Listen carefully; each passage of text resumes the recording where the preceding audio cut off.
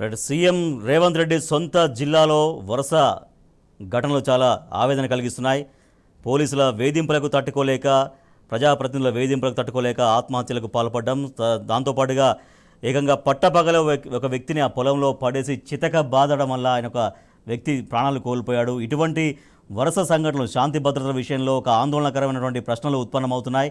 CM సొంత ఇలాకాలోనే ఇంత దారుణంగా శాంతి భద్రతలు ఉంటే ఇక రాష్ట్ర వ్యాప్తంగా ఇంకా మరింత భయంకరంగా మారే అవకాశం ఉందన్నటువంటి ఆవేదన సర్వత్రా కనిపిస్తుంది. ప్రజల్లో ఆందోళన, అనుమానాలు కూడా కనిపిస్తున్నాయి. మహబూబ్ నగర్ నుంచి మా ప్రతినిధి నరేష్ మనకు మరింత సమాచారం అందిస్తారు. నరేష్, సీఎం సొంత జిల్లా మహబూబ్ నగర్, ఆ సొంత జిల్లాలో 3 ఘటనలు మనం చూస్తున్నాం. ఒకటి వ్యక్తిని పట్టపగలే చంపడం, తర్వాత పోలీసులు, తర్వాత ఎమ్మెల్యే బెదిరించడం వల్ల ఆత్మహత్యకు పాల్పడడం, తర్వాత మరో వివాదం కూడా కనిపిస్తుంది. సో ఎందుకు దీని గురించి జనాల్లో ఎటువంటి చర్చ జరుగుతుంది? జనం ఎంత భయాందోళనలో ఉన్నారు?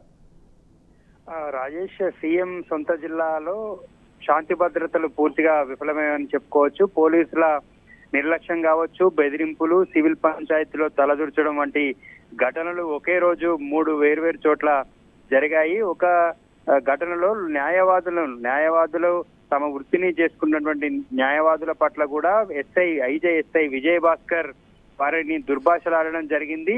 దీంతో న్యాయవాదులంతా కూడా వారు ప్రొటెస్ట్ చేయడం జరిగింది. ఎస్ఐపై చర్యలు తీసుకోవాలని చెప్పి కూడా వాళ్ళు కోరడం జరిగింది. స్థానికంగా ఉన్నటువంటి డిఎస్పీని కలిసి వినతి పత్రం ఇవ్వడం జరిగింది. అయితే సివిల్ పంచాయతీలో తలదూర్చినందుకు ఇది మంచి పద్ధతి కాదు, మీరు తలదూర్చొద్దు అని చెప్పినందుకు న్యాయవాదిపై బెదిరింపులు, దుర్భాషలాడాడు ఎస్ఐ విజయ్ భాస్కర్. దీంతో న్యాయవాదులు ప్రొటెస్ట్ చేయడం జరిగింది. అక్కడి నుంచి ర్యాలీగా వెళ్లి డిఎస్పీ ఆఫీస్కి వెళ్లి డిఎస్పీకి వినతి పత్రం ఇవ్వడం జరిగింది. ఇది జోగులాంబ గద్వాల జిల్లా కేంద్రంలో ఈ ఘటన చోటు చేసుకుంది. మరో ఘటన నారాయణపేట జిల్లాలో ఉట్కూరులో చోటు చేసుకోవడం జరిగింది.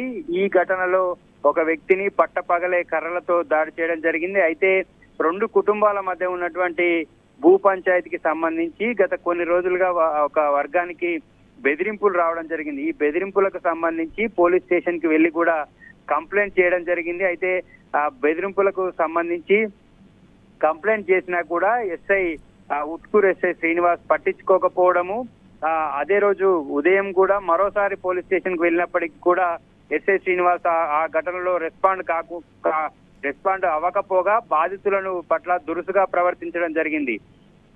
అదే రోజు సాయంత్రానికి ఆ వ్యక్తిని ప్రత్యర్థులు కర్రలతో కొట్టి చంపడం జరిగింది. ఇవాళ ఉదయం మహబూబ్నగర్ జిల్లా ఆసుపత్రిలో సంజప్ప అనేటటువంటి వ్యక్తి చికిత్స పొందుతూ మృతి చెందడం జరిగింది. ఈ ఘటనలో పూర్తిగా పోలీసుల నిర్లక్ష్యం మనకు కనిపిస్తా ఉంది.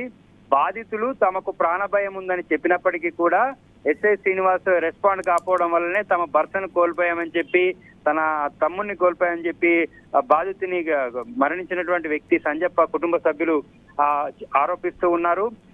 చివరిగా 100కి కూడా డయల్ చేసినప్పటికీ కూడా పోలీసులు ఎవరు కూడా రాలేదని, పూర్తిగా తన భర్త అపస్మారక స్థితిలో పడ్డాక మాత్రమే పోలీసులు తమ దగ్గరికి వచ్చారని, పలుమార్లు ఫిర్యాదు చేసినా పట్టించుకోకపోవడం వల్లనే తమ భర్త మృతి చెందాడని చెప్పి బాధితుని భార్య ఆరోపిస్తుంది. ఈ మరో ఘటనలో నారాయణపేట జిల్లా నర్వ మండల కేంద్రంలో జరిగింది. ఈ ఘటనలో స్థానికంగా ఉన్నటువంటి ఎమ్మెల్యే, ఎస్ఐ, కాంగ్రెస్ మండల అధ్యక్షుడు ఒక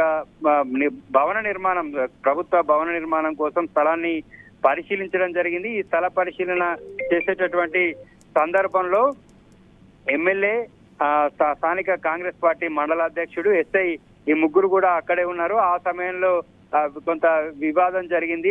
గతంలో కూడా వారికి ఆ భవన నిర్మాణానికి సంబంధించి ఇష్యూ ఉండేది. అయితే ఈ ఇష్యూ అయిన తర్వాత సాయంత్రానికి స్థానిక ఎమ్మెల్యే వాకిటి శ్రీహరి ప్రోద్బలంతో ఎస్ఐ కురుమన్న బాధితుల్ని బెదిరించారని చెప్పి చనిపోయినటువంటి శేఖర్ రెడ్డి భార్య చెప్తూ ఉంది.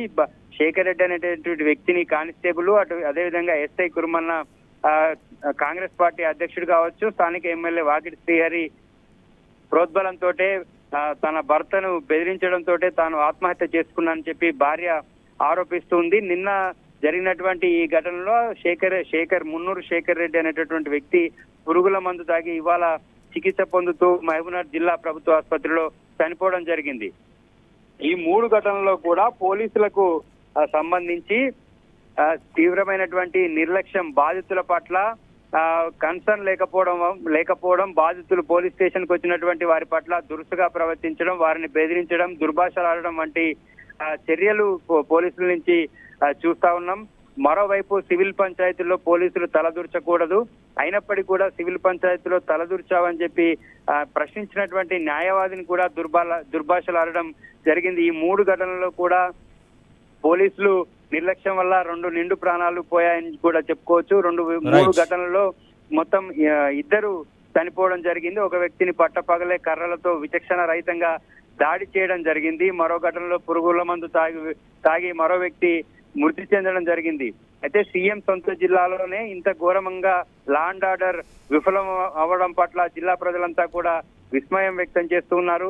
ఆ లా అండ్ ఆర్డర్ ని మెయింటైన్ చేయాల్సినటువంటి పోలీస్ వ్యవస్థ అంతా కూడా పూర్తిగా విఫలమైందని కూడా అంటూ ఉన్నారు. సీఎం దగ్గరే హోంశాఖ ఉంది, మరింత బాధ్యతగా ఉండాల్సినటువంటి ఈ శాఖలో ఇటువంటి ఒకే రోజు 3 ఘటనలు జరగడం పట్ల జిల్లా ప్రజలంతా కూడా మండిపడుతున్నారు. సీఎం దగ్గరే హోంశాఖ ప్రస్తుతానికి ఉన్నది, అయినప్పటికీ కూడా లా అండ్ ఆర్డర్ అమలు విషయంలో సీఎం పర్యవేక్షణలో ఉన్నప్పటికీ కూడా అమలు విషయంలో ఇంత ఘోరంగా వైఫల్యం చెందడం పట్ల కూడా జిల్లా ప్రజలంతా కూడా విస్మయాన్ని వ్యక్తం చేస్తున్నారు. Rajesh, right, thank you Naresh.